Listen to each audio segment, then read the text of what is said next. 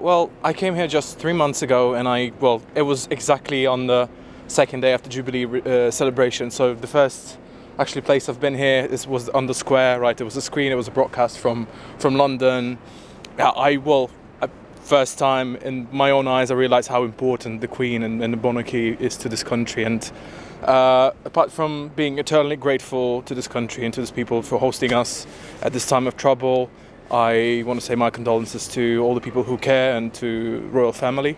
And yeah, that's basically end of an era. So I've been to Westminster Palace a couple of weeks ago, and I've saw like this, generations and generations, and now it's going to be something new. So it's a sad moment, but that's life.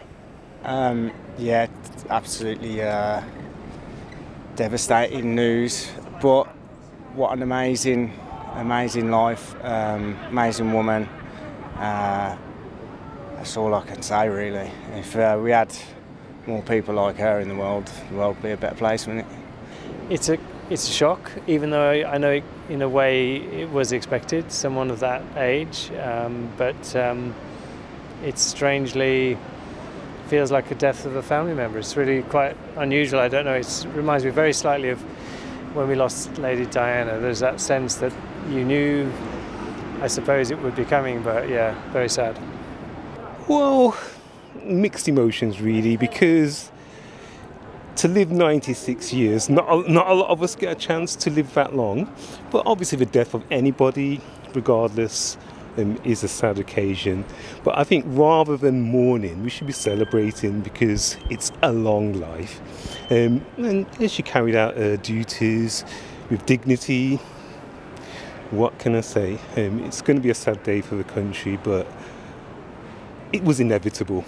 We all die at some point. So 96 years is a good innings. I hope I can live that long myself, to be honest with you. So yeah,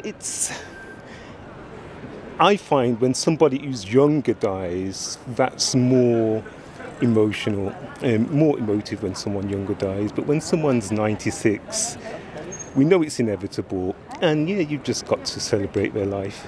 She did a lot for the country. In the 70 years that she carried out her duties, like I said, carrying it out with dignity and respect. So it's going to be sad for the family, sad for her personal family, sad for the whole country.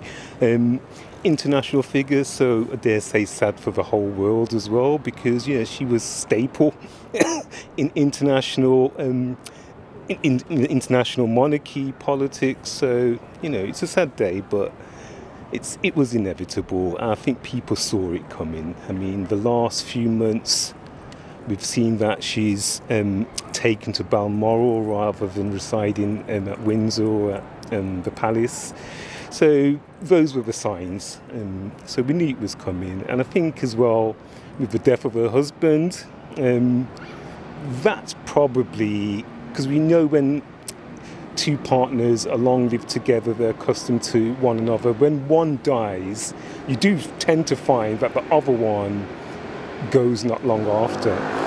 So yeah, sad for the family, a sad day for the country. I mean, I've come to the city just to see the zeitgeist, to be honest with you. Seeing the flags at half-mast, you know that it's a significant time. So yeah, so rest in peace, Queen Elizabeth, 70 years. 7 years longer than Victoria. Yeah, you did well. She didn't see Meghan and Harry and the two children. That's my upset. She's had a wonderful life, good age. But it's sad the way it's ended, hasn't it? It's ended very sad. But she's at rest now. That's it, yeah. It was a big shock to me. I was reading in the paper that she wasn't too well. And then when I went and had a cup of coffee, my friend said, "Have you heard the news?" And I said, "Oh, don't tell me." He said, "Yes."